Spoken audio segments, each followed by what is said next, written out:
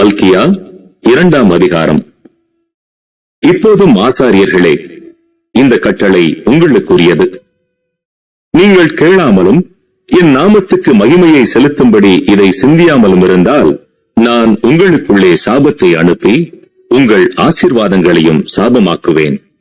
ஆம், நீங்கள் அதை சிந்தியாமற் போனதினால் அவைகளை சபித்தேன் என்று சேனைகளின் கர்த்தர் சொல்லுகிறார். இதோ, நான் உங்களுடைய பயிரை கெடுத்து உங்கள் பண்டிகைகளின் சாணியையே உங்கள் முகங்களில் இறைப்பேன். அதனோடு கூட நீங்களும் தள்ளுபடியாவீர்கள். லேவியோடே பண்ணின என் உடன்படிக்கை நிலைத்திருக்கும்படிக்கு இந்த கட்டளையை உங்களிடத்திற்கு அனுப்பினேன் என்கிறதை அப்பொழுது அறிந்து கொள்வீர்கள் என்று சேனைகளின் கர்த்தர் சொல்லுகிறார். அவனோடே பண்ணின என் உடன்படிக்கை ஜீவனும் சமாதானமுமாக இருந்தது. அவன் எனக்கு பயப்படும் பயத்தோடு இருக்க வேண்டும் என்று இவைகளை அவனுக்கு கட்டளையிட்டேன். அப்படியே அவன் என் நாமத்துக்கு பயந்தும் இருந்தான். சத்திய வேதம் அவன் வாயில் இருந்தது. அவனுடைய உதடுகளில் அநியாயம் காணப்படவில்லை. அவன் என்னோட சமாதானமும் யதார்த்தமுமாய் சஞ்சரித்து அநேகரை அக்கிரமத்தினின்று திருப்பினான். ஆசாரியனுடைய உதடுகள் அறிவை காக்க வேண்டும். வேதத்தை அவன் வாயிலே தேடுவார்களே.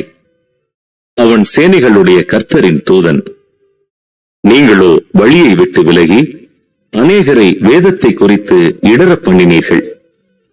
லேவியின் உடன்படிக்கையை கெடுத்து போட்டீர்கள் என்று சேனைகளின் கர்த்தர் சொல்லுகிறார்.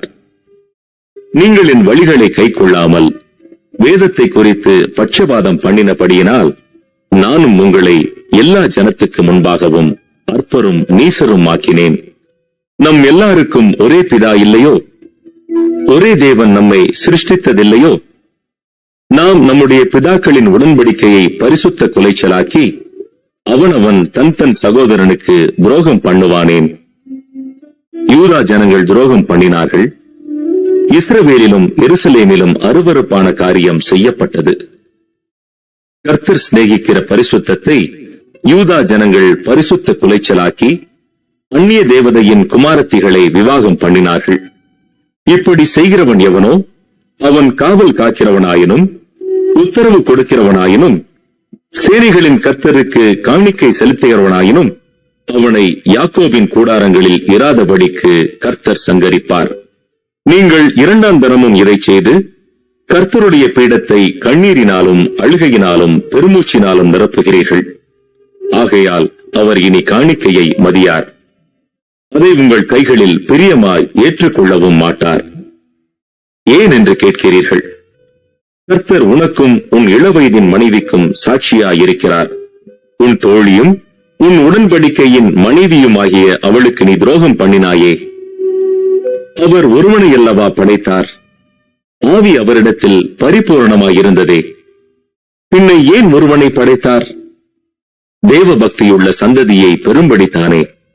ஆகையால் ஒருவனும் தன் இளவயதின் மனைவிக்கு துரோகம் பண்ணாதபடிக்கு உங்கள் ஆவியை குறித்து எச்சரிக்கையாயிருங்கள்.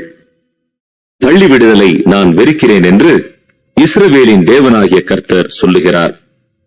அப்படிப்பட்டவன் கொடுமையினால் தன் வஸ்திரத்தை மூடுகிறான் என்று சேனைகளின் கர்த்தர் சொல்லுகிறார். ஆகையால் நீங்கள் துரோகம் பண்ணாமல் உங்கள் ஆவியை குறித்து எச்சரிக்கையாயிருங்கள். உங்கள் வார்த்தைகளினாலே கர்த்தரை வருத்தப்படுத்துகிறீர்கள். ஆனாலும் எதினாலே அவரை வருத்தப்படுத்துகிறோம் என்கிறீர்கள்.